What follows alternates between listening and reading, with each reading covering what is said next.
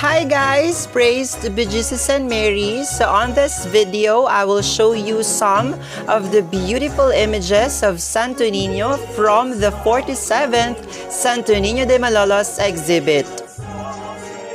Kasalukuyan pong nagaganap ang exhibit na ito sa Capitolio Gymnasium na katabing-katabi lamang po ng Bulacan Capitol.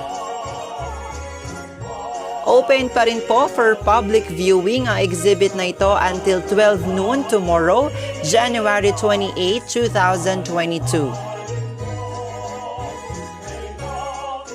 And at 5 p.m., doon po mismo gaganapin ang 8th day novena to be followed by the egress of the beautiful images of Santo Niño at 8 p.m. So pwede pa rin po kayong pumunta sa exhibit na ito basta kailangan lamang po ay fully vaccinated na kayo para po makapasok kayo sa loob ng bulwagan.